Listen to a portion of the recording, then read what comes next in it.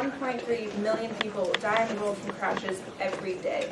That's about 3,287 people. Well, every day, sorry. 1.3 million a year. That would be insane. Cars are the 9th leading causes of death, and estimated to be the 5th leading cause in 2030. This calls for drastic change in how we have cars, because the way we have it is just not working. People are what make cars unsafe. We get tired, distracted. There are people who drive drunk and swerve into other people's lanes and cause major, major crashes. Just the year passed with all of the snow. Someone was driving too fast and we had that insane collision of many truckers, and while some people did not die, there were many deaths and many people got hurt. And even if you are a great driver, there's a time for everyone when they made a mistake. They swerved into the other lane. They crossed when they shouldn't have. And even the smallest mistake can cause an accident, which can cause a death. But smart cars can change this. They take out those human flaws, those simple mistakes. No more are people to be swerving into lanes and risking other people's lives. They have the ability to drastically reduce the global death rate. And if these cars can save the lives of millions of people, why would you not want one? Thank you.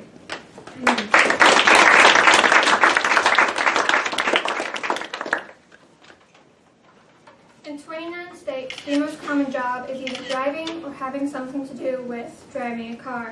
If cars can drive themselves, this means those people will all lose their jobs. There are 3.5 million Uber, taxi, bus, and truck drivers in the U.S., and an additional 5.2 million who are employed in the industry but do not drive.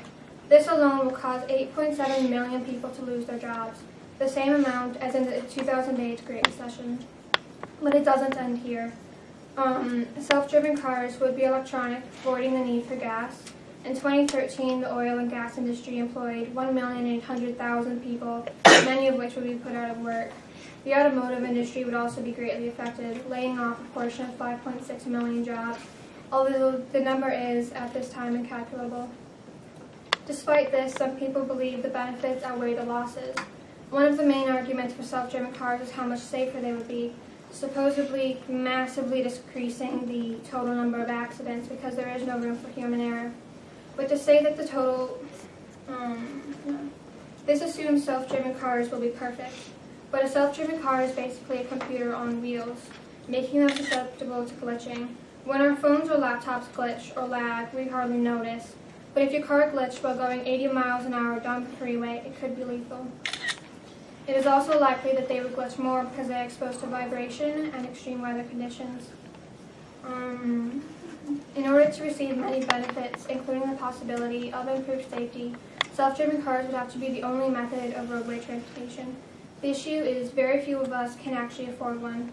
While the price has not yet been released to the public, we can estimate it.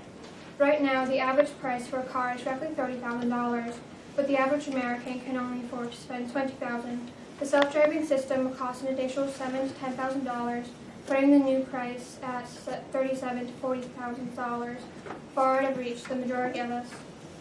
According to a new survey by NerdWallet, 49% of people are not interested in owning a self-driving car, and 50% said they would not pay extra for one, so even if people can afford them, they might not purchase them. Google and many other companies are trying to get these cars out too quickly, but there are still so many things that need to be sorted out. Furthermore, other car manufacturers are likely to catch on and try to make their own. In the competition to make the best self-driving car, other car manufacturers could become corrupt, possibly recreating the same situation Volkswagen put their customers in. They knew some of their cars would kill people, but released them anyways because they could make money. The government should not promote something that leads to so many issues, ones that the possible benefits might not outweigh.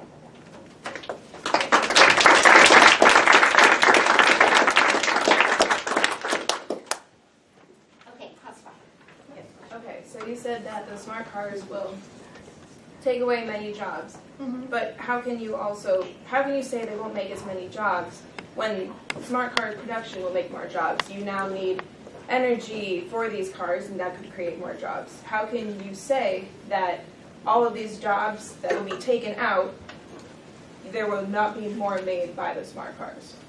Can you say that there are 10 million more jobs on top of the other people who are already creating other cars and stuff? Can you say that would be, they can all be included in that, and 10 million created by self-driving cars? Well, I can't, but can you say for sure they cannot? No, but it is unlikely. It's a possibility, but there is also a possibility that the smart cars could promote that many cars. Okay. You said that they could be very safer because there is no room for human error. But if it glitches and stuff, which it's very extremely likely to happen, how do you know that that won't kill very similar amount of people? That is true, but they also have cars where they are self-driving, but you can take the wheel if you need to, which can cause problems, like I said, because that does involve human error. But if it glitches and something is going wrong with the car, you can take control of the car, or you can stop it. If it glitches in like just for a few seconds, and in a self-driving car, you're not likely to have your hands like on the wheel, like ready to turn it just in case you need to. You're likely to be like on your phone or something. So could they catch it in time though? Well, also right now they may be glitching, but these cars aren't going to be mass-produced and took out until 2013. That is 14 more years for them to work out glitches and problems that they have. So these major glitches may not even be a problem in the future. Even a minor one could be definitely. So it's Okay, still definitely a done. concern. Good job.